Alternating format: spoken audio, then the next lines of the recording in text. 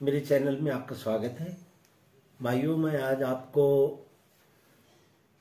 सक्षम दीवानी न्यायालयों में कोई दावे जो निर्णीत होते हैं और उस निर्णय के बाद दावा मंजूर होता है, डिक्री होता है या नामंजूर होता है, तो इस संबंध में डिक्री का अर्थ क्या है, इसके ऊपर मैं आपको मालूमात देने की कोशिश करूंगा। डिक्री इस शब्द की व्याख्या कोड ऑफ सिविल प्रोसीजर यानी दीवानी प्रक्रिया संहिता के सेक्शन यानी कलम 2 में डिक्री की व्याख्या दी गई है। इसके शाब्दिक मीनिंग अगर हम देखें डिक्शनरी के, ऑक्सफोर्ड डिक्शनरी के, तो उसका अर्थ भी उसके अंदर गृहीत है। ये कि सिर्फ शाब्दिक अर्थ है ऐसा भी नहीं है। ऑक्सफोर्ड की डिक्शनरी में उसका अर्थ दिया गया है एक्सप्रेशन ऑफ एडजुडिकेशन, और खुद कोड ऑफ सिविल प्रोसीजर के सेक्शन 2 में भी ये इन शब्दों का इस्तेमाल हुआ है, एक्सप्रेशन ऑफ एडजुडिकेशन। अब इसके शाब्दिक मीनिंग डिक्शनरी में एन ऑफिशियल डिसीजन यानी शासनात्मक या अधिकार के तहत, कायदेशीर अधिकार के तहत दिया गया निर्णय, ये डिक्री का अर्थ दिया गया है। अब इसका गूढ़, इसका सार यूं है कि किसी दावे में जो किसी सक्षम दीवानी न्यायालय के सामने दाखिल किया गया, उसमें वादी प्रतिवादी के हक क्या हैं, अधिकार क्या हैं, कितने हैं, उनको वादी ने अगर दावा दाखिल किया है तो उस वादी को वो जो मांग रहा है दाद, उसको हक है या नहीं है।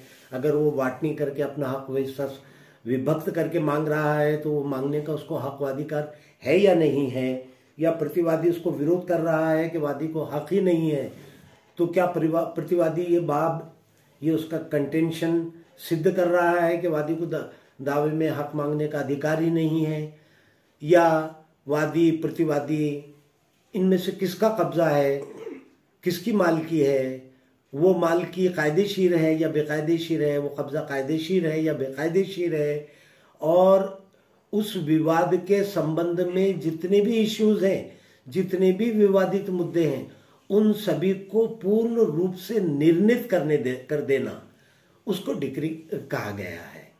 ये डिक्री का अर्थ है।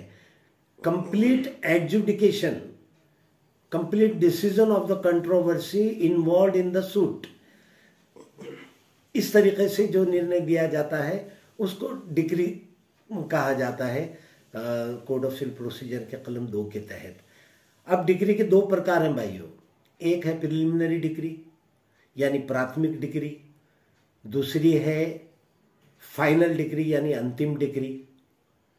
अब एक बात और जरूरी समझ लें आप कि अगर कोई दावा डिसमिस्ड इन डिफॉल्ट हुआ है, यानी वादी ने दावा दाखिल किया और बरस तक अदालत के अंदर आया ही नहीं, न कोई कामगिरी की, न कोई स्टेप्स लिए, न गवाह पुरावों के लिए हाजिर हुआ, और जो लिमिटेशन है, मर्यादा है कायदेशीर, उसके बाहर उसका हक अधिकार चला गया और वो दावा डिसमिस्ड इन डिफॉल्ट हुआ यानी पैरवी न करने की वजह से खारिज हुआ, उसकी कोई डिग्री नहीं होती, उसकी डिग्री नहीं बनती।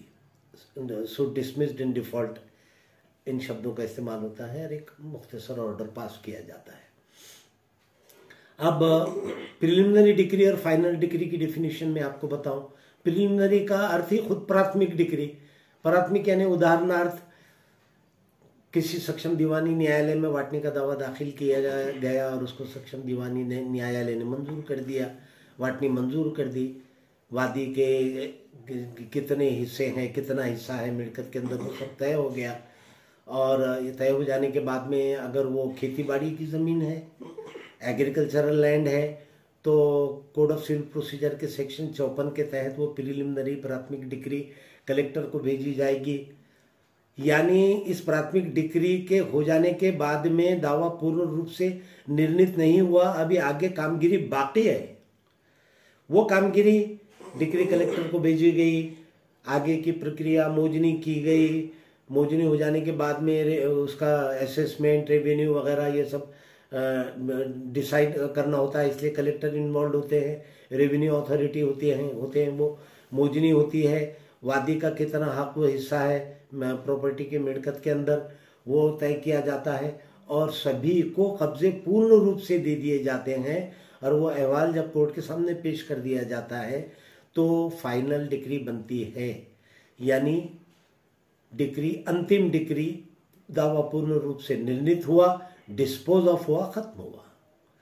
डिस्पोज ऑफ हो जाने का एक अर्थ भी लोगों ने ये समझ रखा है, शायद ऐसा प्रिवेलेंट भी हो गया है कि सूट डिस्पोज्ड ऑफ, तो जनरली डिसमिस्ड इन डिफॉल्ट के लिए भी होता है, लेकिन डिस्पोजल का कोई एक ही अर्थ गृहीत नहीं कर लेना चाहिए, उसके और भी मीनिंग है। बाकी की बातें अगले एपिसोड में मैं ज़रूर आपको बयान करूंगा। धन्यवाद।